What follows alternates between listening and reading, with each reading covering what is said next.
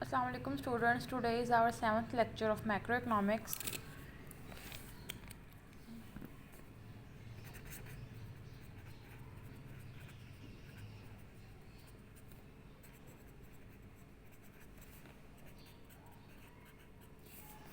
Today we will discuss about physical policy. और अगर time बचा तो इसमें हम मॉनेटरी पॉलिसी को भी डिस्कस करेंगे और इन दोनों का कम्बिनेशन भी। फ़िलहाल हम फिज़िकल पॉलिसी से स्टार्ट करते हैं। सबसे पहले हम देखेंगे फ़िज़िकल पॉलिसी होती क्या है, ठीक है। और सबसे पहले हम देखेंगे कि फ़िज़िकल पॉलिसी बनाई क्यों गई है। पॉलिसी के नाम से आपको पता लग रहा होगा पॉलिसी क्या होती है।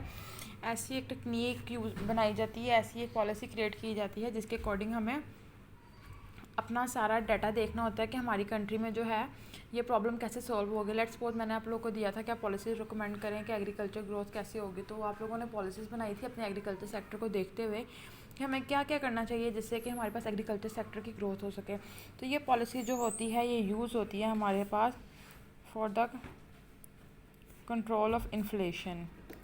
इन्फ्लेशन का कॉन्सेप्ट हम लास्ट लेक्चर्स में भी डिस्कस कर चुके हैं। इन्फ्लेशन कहते हैं महंगाई को। जस्ट लाइक इसमें होता कि हमारे पास 2 पॉइंट्स आएंगे यहाँ पे। First one is general rise in price level. हमारा जो प्राइस लेवल जो है इंक्रीज होता है, चीज़ें मार्केट में महंगी हो रही हैं, 10 की चीज़ 15 की होगी, 15 की चीज़ 20 की होगी, ठीक है, प्राइसेस हाई होगी, लेकिन क्या होता है वैल्यू जो है डिक्रीज़ हो जाती है, वैल्यू ऑफ मनी डिक्रीज़, ठीक है। ये आपके पास इन्फ्लेशन है। इस सिचुएशन को कंट्रोल करने के लिए 2 पॉलिसीज़ बनाई जाती हैं, एक होती है फिजिकल पॉलिसी और एक होती है मॉनेटरी पॉलिसी। अभी हम सिर्फ फिजिकल पॉलिसी की बात करेंगे। तो फिजिकल पॉलिसी में हम बात करते हैं कि फ़िज़िकल पॉलिसी होती क्या है। तो फिजिकल पॉलिसी के लिए हम बेसिक पॉइंट जो कवर करेंगे, इसके टूल्स देखेंगे सबसे पहले।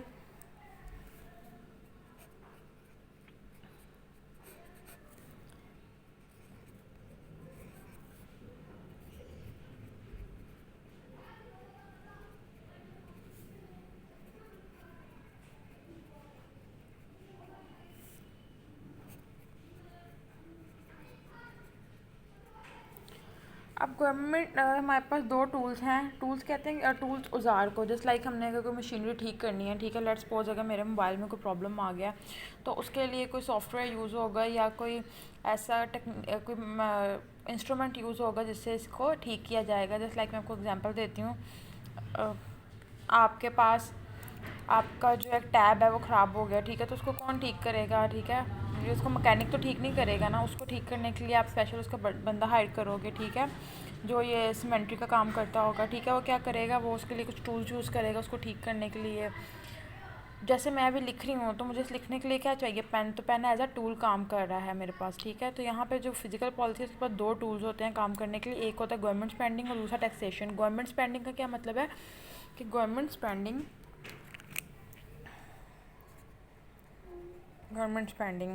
गवर्नमेंट के अखराजात। और गवर्नमेंट के अखराजात क्या हैं, क्या गवर्नमेंट वो अपने पे अखराजात कर रही है? नहीं, गवर्नमेंट वो हम पे ही अखराजात कर रही होती है in the form of parks, infrastructure पे काम हो रहा होता है, ठीक है।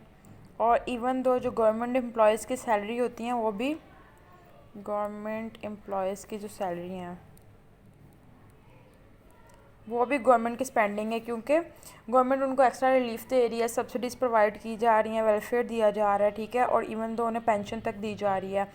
थोड़ी बहुत उनके गवर्नमेंट जॉब को लोग क्यों प्रेफर करते हैं, क्योंकि उसमें आपका हार्डवर्क इतना ज़्यादा नहीं होता लेकिन आपके इंसेंटिव्स बहुत ज़्यादा होते हैं। तो इंसेंटिव्स कौन पे कर रहा है, हमें गवर्नमेंट पे कर रही है। तो वो सारे कहाँ पे आ रहे हैं, गवर्नमेंट की स्पेंडिंग में, ठीक है। तो ये सारी क्या है हमारे पास गवर्नमेंट स्पेंडिंग। अब गवर्नमेंट स्पेंडिंग के नतीजे में होता क्या है, जब गवर्नमेंट स्पेंडिंग होती है इन सबके पास पैसा जाएगा, गवर्नमेंट एम्प्लॉयज़ के पास जाएगा, तो मार्केट में ये इनके पास मनी ज़्यादा हो जाएगी।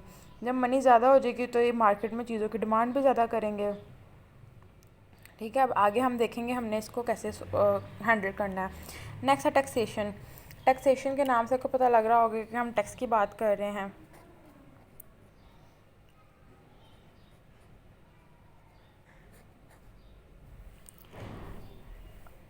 अब टैक्स क्या है, टैक्स वो है जो गवर्नमेंट अपनी जनरल पब्लिक से लेती है, ठीक है, जनरल पब्लिक से लेके जनरल पब्लिक पे ही लगाती है, ठीक है। अब वो टैक्सेशन आपके पास क्या आ रहा है, बेसिकली आपका एक टूल है जो कि जिसमें आप मेजर चीज़ें देखोगे।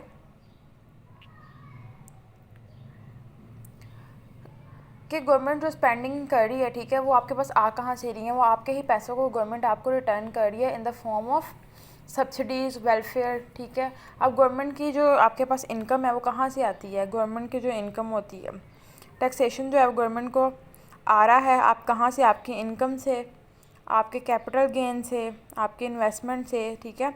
जहाँ पे आपने इन्वेस्टमेंट की हुई, लेट्स सपोज अगर आपने कोई ज़मीन ली हुई है तो उस ज़मीन के ऊपर भी आपको टैक्स देना पड़ रहा है। तो ये सारे सोर्सेज क्या हैं जिससे आप टैक्स पे कर रहे हो, जैसे लाइक प्रॉपर्टी सेल्स हो गया। तो टैक्स जो है वो प्रोवाइड करता है गवर्नमेंट को फंड्स के, गवर्नमेंट जो है हमारी कंट्री की इम्प्रूवमेंट के लिए, डेवलपमेंट के लिए कोई काम कर सके। तो ये दोनों टूल्स हैं। अब इन दोनों टूल्स को लेके हम लोगों ने देखना कि इन्फ्लेशन कैसे कंट्रोल होगी। अब फिज़िकल पॉलिसी आगे दो टाइप्स की हैं हमारे पास।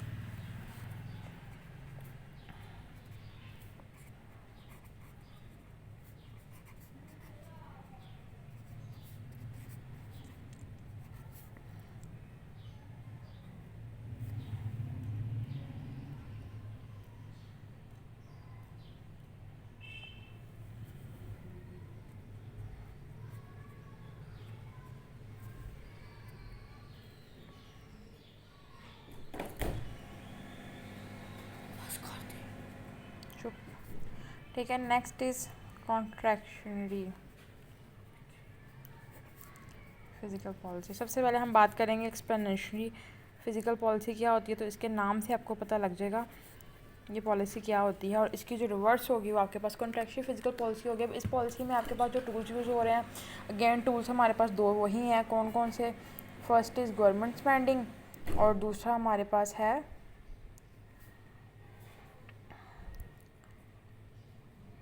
टैक्सेशन, ठीक है। अब होता क्या है, अब यहाँ पे जो ये सिचुएशन है एक्सपेंशनरी, इसमें जो गवर्नमेंट की स्पेंडिंग है ना, गवर्नमेंट की स्पेंडिंग हम रखते हैं ये, ठीक है।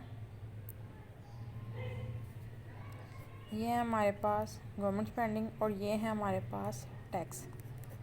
इसको हम हाईलाइट कर लेते हैं, गवर्नमेंट स्पेंडिंग और टैक्स। अब गवर्नमेंट की स्पेंडिंग जो है आपके पास ज़्यादा होती है एज़ कंपेयर टू टैक्सेस, ठीक है। ये आपके पास एक्सपेंशनरी फिजिकल पॉलिसी होती है। अब इसमें यहाँ पे हमारे पॉइंट राइज होता है कि ऐसे कैसे इन्फ्लेशन कंट्रोल होगी कि गवर्नमेंट अपने खर्चे ज़्यादा कर देती है और आवाम से पैसे ले नहीं रही है। तो यहाँ पे जो आइडिया हमारे पास पुट डाउन किया जाता है वो ये होता है कि कंज्यूमर कौन है? हम चीज़ें इस्तेमाल करने वाले, हमारे हैंड में पैसे ज़्यादा रहेंगे। जब हमारे हैंड में पैसे ज़्यादा रहेंगे तो हम उस पैसों को ज़्यादा खर्च करेंगे और हमारे पास जो है हमारी इकॉनमी में जो रिसेशन का पीरियड है वो ओवरकम हो जाएगा, जिसकी वजह से इन्फ्लेशन कम होती है रिसेशन में। तो यहाँ पे जो इसको कंक्लूड किया जा रहा है वो ये है कि बेसिकली गवर्नमेंट की स्पेंडिंग जब ज़्यादा हो जाएंगी तो डिमांड जो है मार्केट में ज़्यादा होगी चीज़ों की। जब डिमांड ज़्यादा होगी तो ऑटोमेटिकली जॉब्स क्रिएट होंगे, जब जॉब्स क्रिएट होंगे, जॉब की सप्लाई क्रिएट होगी तो ऑटोमेटिकली इन्फ्लेशन कम हो जाती है हमारे पास, ठीक है। क्योंकि जब जॉब क्रिएट हो रही है तो मतलब एम्प्लॉयमेंट हाई हो रही है, ठीक है। तो एम्प्लॉयमेंट हाई हो रही है और अनएम्प्लॉयमेंट कम हो रही है। तो अनएम्प्लॉयमेंट कम होती है हमारे पास रिसेशन में, तो हमारे पास जो इकॉनमी है हमारे पास बैलेंस हो जाती है हमारी। Next is contractionary.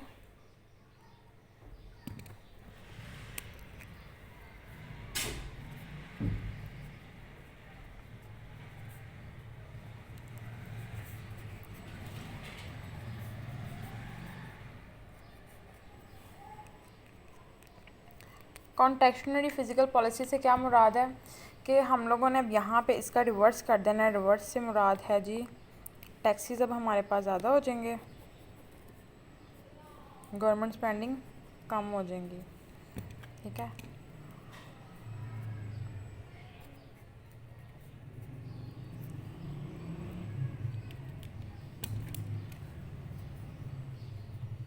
टैक्सेस ज़्यादा हो गए हैं as compared to government spendings, ठीक है। अब इस केस में हमारे पास क्या होगा, हम लॉन्ग टर्म इम्पैक्ट देख रहे होते हैं इसमें इन्फ्लेशन का, कि लॉन्ग टर्म इम्पैक्ट में क्या होगा, लिविंग स्टैंडर्ड जो है हमारे पास डैमेज हो जाएगा एज मच एज रिसेशन। जो टूल्स होंगे हमारे पास फिजिकल पॉलिसी के वो रिवर्स हो रहे हैं, इसमें टैक्स को इंक्रीज़ किया जा रहा है और स्पेंडिंग को कट डाउन किया जा रहा है, ठीक है। और ये जो कंडीशन है ये हमारे पास पॉलिटिकल कंडीशन में कंसिडर की जाती है कि गवर्नमेंट जो है वो टैक्स जो है ज़्यादा कर देती है। टैक्स जो है पैसे गवर्नमेंट के पास रहता है, जब पैसा गवर्नमेंट के पास रहता है तो गवर्नमेंट उसको अपने तरीके से यूटिलाइज़ करती है और उसको मार्केट में आने से बाउंड करती है। जब वो मार्केट में पैसा नहीं आता तो मार्केट में पैसा जब नहीं आएगा तो इन्फ्लेशन ऑटोमेटिकली आपके पास डाउन हो जाएगी। इस लेक्चर के साथ ही हम लोगों ने मॉनेटरी पॉलिसी को भी देखना है, क्योंकि नेक्स्ट हमने इसका कंपैरिजन करना है।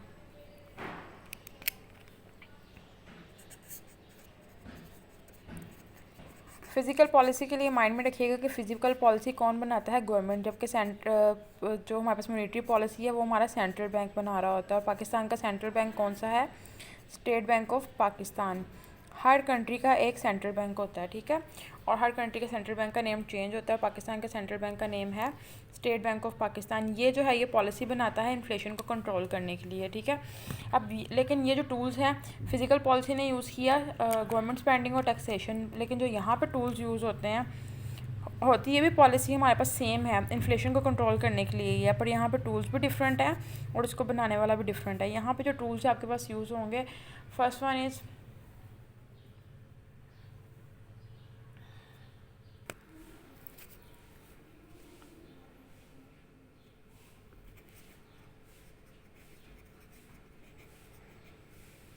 Money supply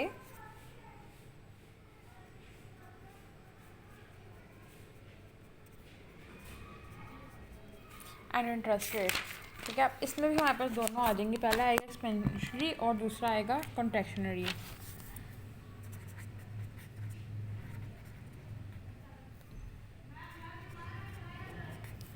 expansionary monetary policy and contractionary monetary policy. अब इन दोनों में हमने करना क्या है जी? सेंट्रल बैंक करता क्या है? मॉनेटरी पॉलिसी का एम जो होता है वो इनकरेज करना होता है स्पेंडिंग्स को, ठीक है। स्पेंडिंग को इंक्रीज़ करने के लिए वो क्या करता है? मार्केट में सप्लाई ऑफ क्रेडिट, ठीक है, उधार लोगों को देना ज़्यादा कर देता है, सप्लाई ऑफ क्रेडिट को ज़्यादा कर दिया जाता है, सॉरी एक्सपेंशनरी में कम कर दिया जाता है, सप्लाई ऑफ मनी को कम कर दिया जाता है, और जो पॉलिसी रेट होता है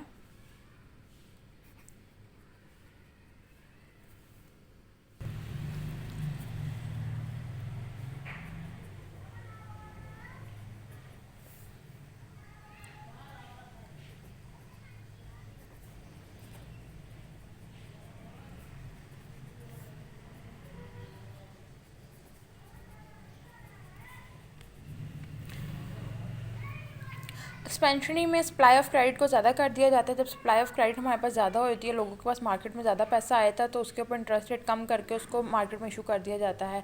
तो उसके नतीजे में क्या होता है? जब लोगों के पास पैसा ज़्यादा आता है तो वो इकॉनमी में चीज़ों की डिमांड ज़्यादा करते हैं। जब डिमांड ज़्यादा होती है तो इन्फ्लेशन ऑटोमेटिकली हमारे पास डाउनवर्ड मूव करना शुरू हो जाती है।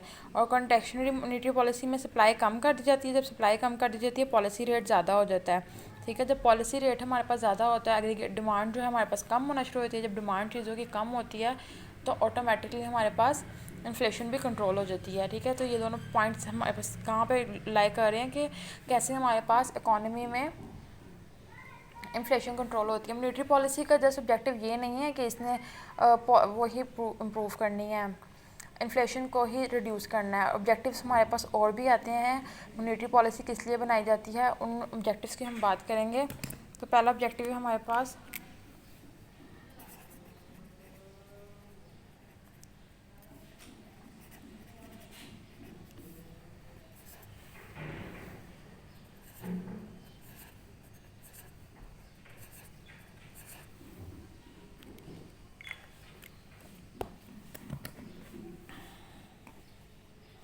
Full employment.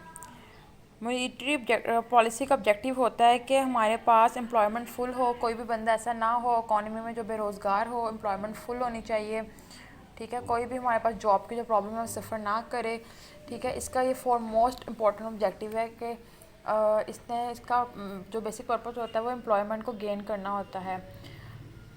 अनएम्प्लॉयमेंट जो है वो हमारे पास वेस्टेज ऑफ पोटेंशियल आउटपुट होती है। जब हम कोई काम नहीं कर रहे होते, ठीक है, तो वो हमारे पास सारे हमारे रिसोर्सेज जो होते हैं, हमारी स्किल्स जो होती हैं वेस्ट हो रही होती हैं, जो कि इकॉनमी को बहुत ज़्यादा नुकसान पहुंचाती हैं। इसलिए मॉनेटरी पॉलिसी का बेसिक मोटिव ये होता है कि वो इकॉनमी में एम्प्लॉयमेंट जनरेट कर सके, कोई भी बेरोज़गार ना हो।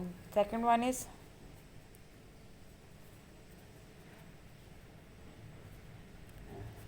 Price stability. प्राइस स्टेबिलिटी से मुराद है कि ना तो वही इन्फ्लेशन वाला पॉइंट, ना तो प्राइसेस ज़्यादा हो ना प्राइस कम हो।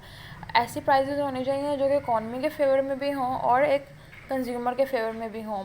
इकॉनमी के उसमें इकॉनमी को उसमें कोई प्रॉब्लम ना फेस करनी पड़े, फ्लक्चुएशन प्राइस में आए लेकिन वो स्टेबल हों, ठीक है, स्टेबल प्राइसेस हों। प्राइसेस हाई एंड डाउन हो सकती हैं लेकिन वो मार्केट में इकॉनमी में इंस्टेबिलिटी क्रिएट ना करें, उससे हमारी इकॉनमी को बहुत ज़्यादा नुकसान होता है।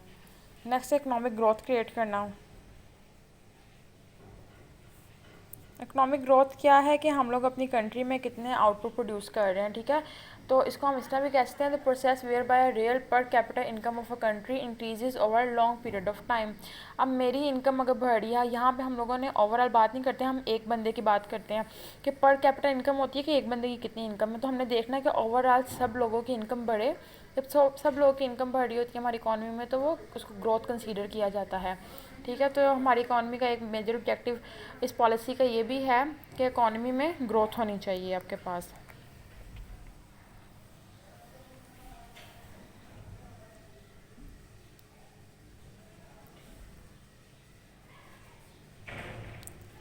Another objective of monetary policy is to balance the payment, balance of payment. Balance of payment से मुराद है कि हमारे एक्सपोर्ट और इंपोर्ट जो हैं वो बैलेंस होने चाहिए, ना तो हम बाहर से ज़्यादा चीज़ें मंगवाएं और ना ही हम ज़्यादा बेचें, ठीक है। मतलब एक चीज़ बैलेंस होनी चाहिए। अगर हमारे पास बाहर चीज़ें ज़्यादा जा रही होंगी, ठीक है, और आ कम रही होंगी, तो हमारे पास वो फेवरेबल बैलेंस आएगा, क्योंकि हमें ज़्यादा बेनिफिट इसी में है कि हमारे पास बाहर की करेंसी आए इवन दो जाने से। एक्सचेंज ऑफ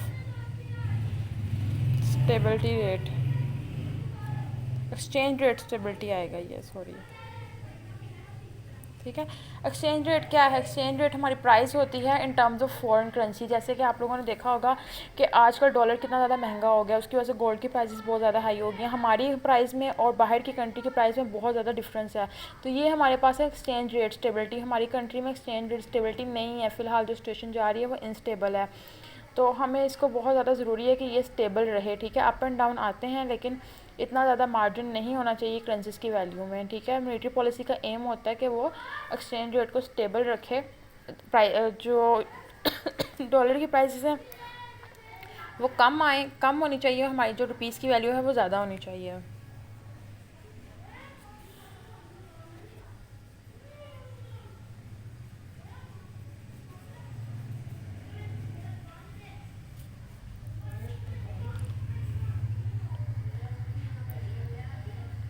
मॉनेटरी पॉलिसी का एक बहुत इंपॉर्टेंट रोल ये भी होता है कि मॉनेटरी पॉलिसी कहती है कि जो मनी है सिर्फ as a medium of exchange ही यूज़ होना चाहिए, इसके अलावा उसका और कोई पर्पस नहीं होना चाहिए। इट मीन्स कि आप इन शॉर्ट मेथड आप ये कह सकते हो कि जो आपके पास मॉनेटरी पॉलिसी है उसका जो ऑब्जेक्टिव है वो ये भी है कि वो जो मनी है आपके पास just as a supply of money ही यूज़ हो रही हो, उसको किसी और काम के लिए यूज़ नहीं किया जाना चाहिए। और इसके अलावा इक्वल इनका डिस्ट्रीब्यूशन, गरीबों को और अमीरों को, जैसे कि आप गरीब जो तबका गरीब से गरीब तर होता जा रहा है, अमीर तबका जो है अमीर से अमीर तर होता जा रहा है, तो ये जो गैप है इनकम डिस्ट्रीब्यूशन का, ये रिमूव करना भी मॉनेटरी पॉलिसी की जिम्मेदारी होती है। मॉनेटरी पॉलिसी में सबको डिसाइड किया जाता है कि हम लोगों ने इकॉनमी में इनकम की डिस्ट्रीब्यूशन इक्वल करनी है, ठीक है। ये नहीं कि अमीर है तो अमीर को हम ज़्यादा महंगी चीज़ बेचें, गरीब को कम। तो इनकम जो है डिस्ट्रीब्यूट उनकी स्किल्स के अकॉर्डिंग होनी चाहिए, इक्वली डिस्ट्रीब्यूट होना चाहिए सब कुछ। ये थे हमारे पास मॉनेटरी पॉलिसी और फिजिकल पॉलिसी। अब हम इन दोनों का करेंगे कंपैरिजन का एक ओवर लुक कि इनके कंपैरिजन में क्या क्या चीज़ें आ जाती हैं। बेसिक जो मॉनेटरी पॉलिसी है हमारे पास,